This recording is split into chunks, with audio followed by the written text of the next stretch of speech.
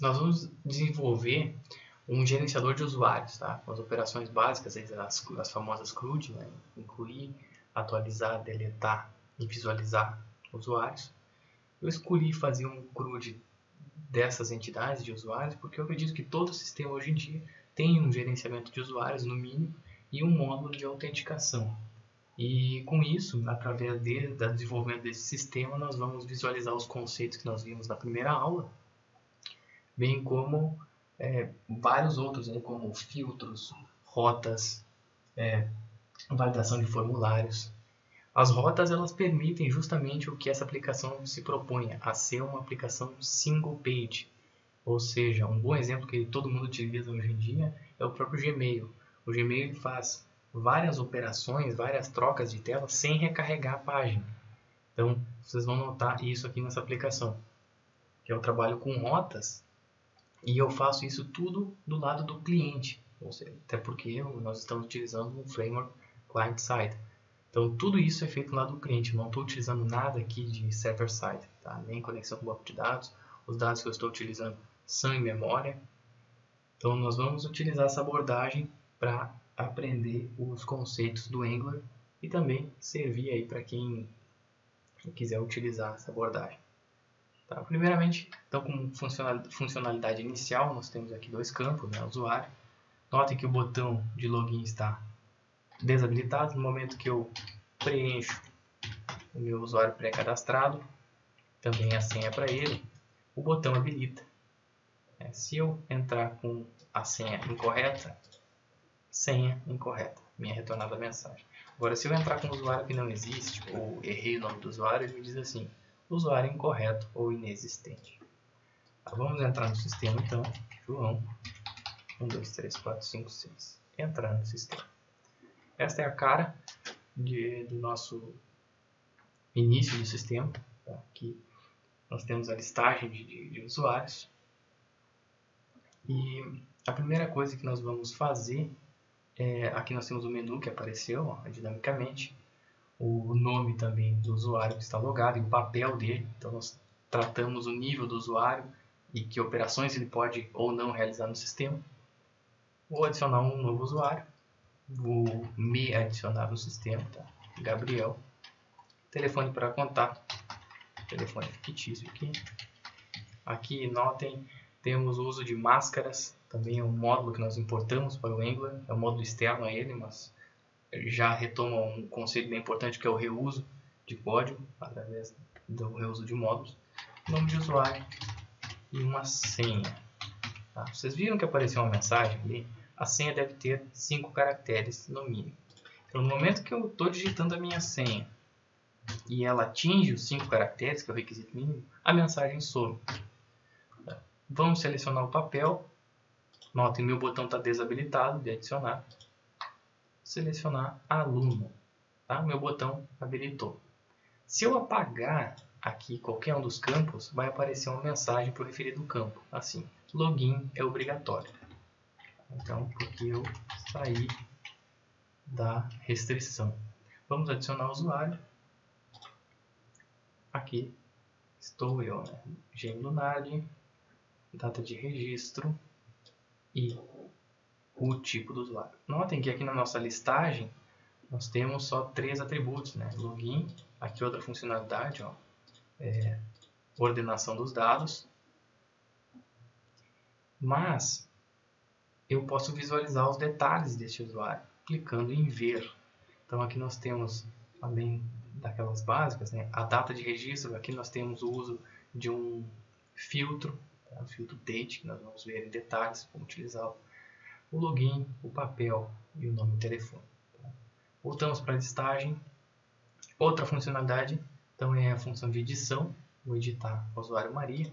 Os dados dela são trazidos para o formulário, são carregados. Vejam que o botão está desabilitado de atualização. Ele só vai habilitar se for verificada alguma alteração em um dos campos. Então eu vou alterar aqui Maria, vou colocar 3 As. Tá? Habilitou o meu botão. Se eu apagar os 3 As, ele vai verificar que o objeto não se alterou e vai desabilitar o botão novamente. Tá? Eu vou alterar aqui só o papel da Maria para professora e vou atualizar ela. ok? Pronto.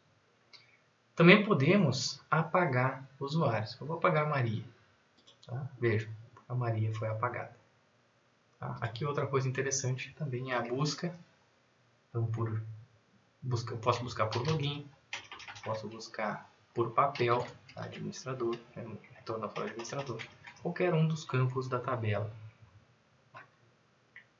Outra coisa que eu vou demonstrar é a questão dos níveis. Notem que nós estamos logados como administrador, tá? João. Eu vou logar aqui com o usuário GMLunard, que é aluno. Vocês vão ver o que vai acontecer.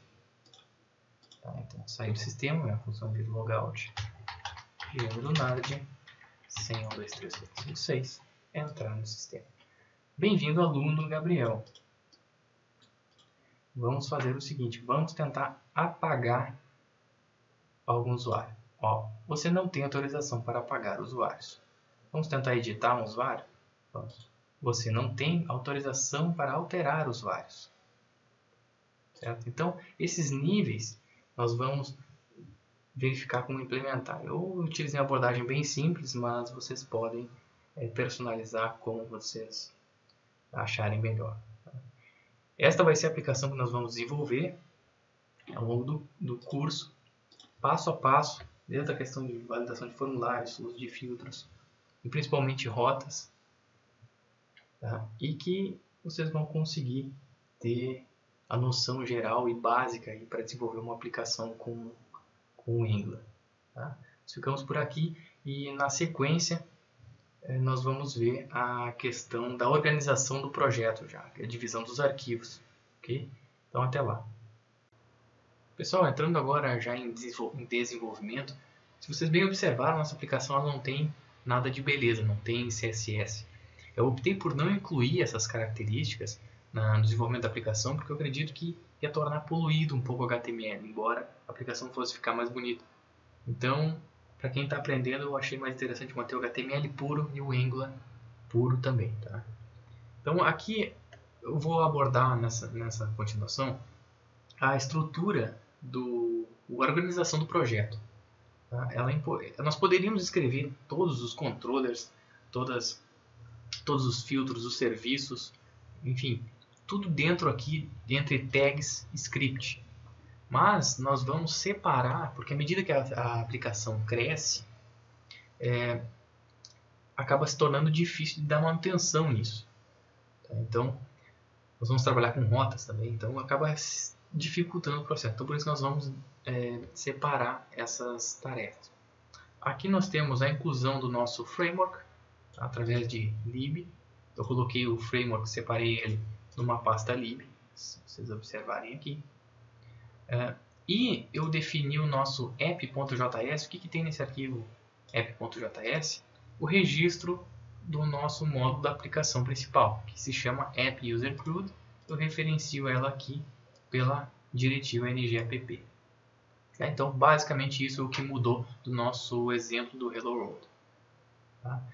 Falando um pouco ainda mais da estrutura, eu criei uma página view, que o pessoal também costuma chamar de partials.